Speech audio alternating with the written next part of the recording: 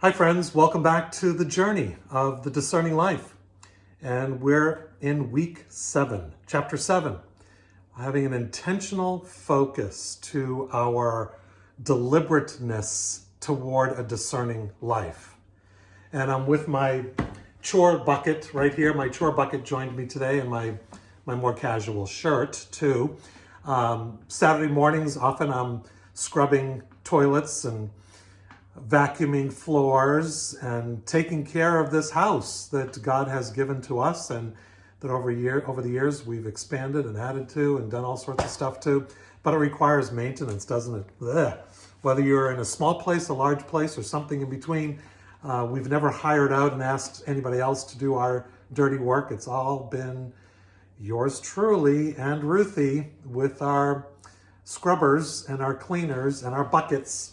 Well, this is my trusty bucket, and it gets used frequently. In the chapter, when I talk about intentionality, I talk about chores and maintenance and emergencies and upgrading, renovating, all of these things that are required for anyone that lives in a place, whether you're renting or owning, whether it's small or large, ornate or not. Life needs some intentionality, because if you're not intentional and not focused, things can get left behind and lost and fallen apart. And you don't want that. You don't want that for your physical life, your home life, nor do you want it in your spiritual life. I know that to be true. Jesus was so intentional. He was so focused. He knew exactly what his vision, his mission, his ministry was all about. He spent time with these 12 disciples and tried to teach them to do likewise. He was successful with at least one, we know, the beloved disciple. The second one, Peter, who finally ended up in the right place. Judas rather have shekels of silver in his pocket than follow faithfully. And the rest, they were faithful. They did what they could do.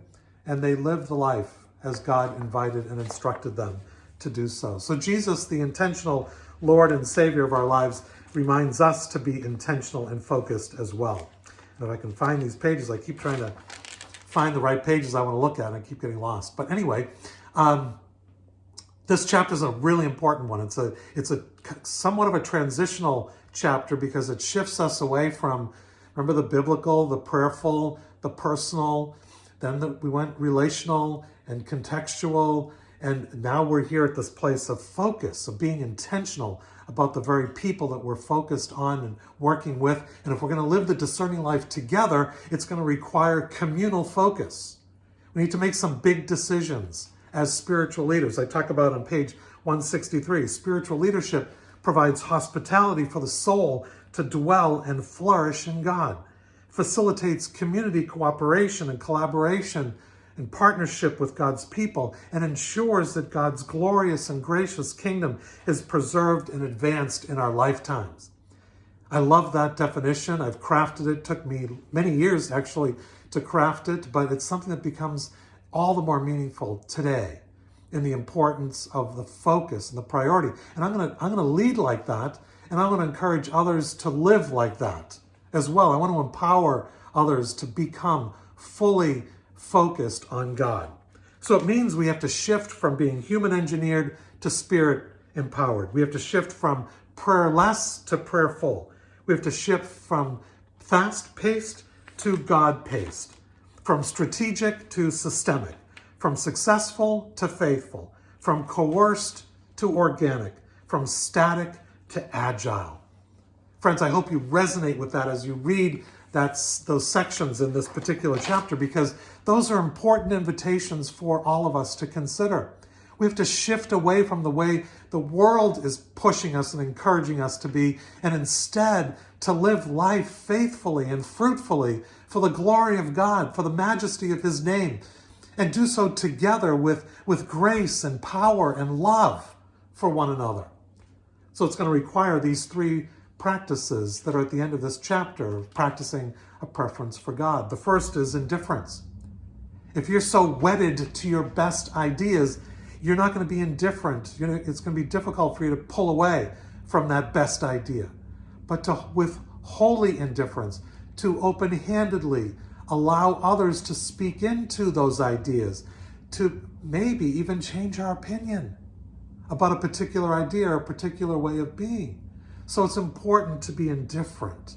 Not that you don't care anymore, but you're holding it with an open, outstretched hand rather than a clenched fist.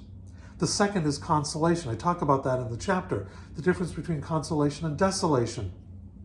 When we're intentional about our life of discernment, we can feel it. We can know it from the fiber of our being. And it's that consolation, it's that joy, it's that delight in God that instructs us as to how to live for God and with one another. And then very simply, just the intentionality word. What is it that God's inviting you to do more intentionally? What bucket do you need to take out and start cleaning, paying greater attention to in the coming days? Let's have intentional focus, friends, as we continue in this wonderful pursuit of the discerning life. We'll see you next time.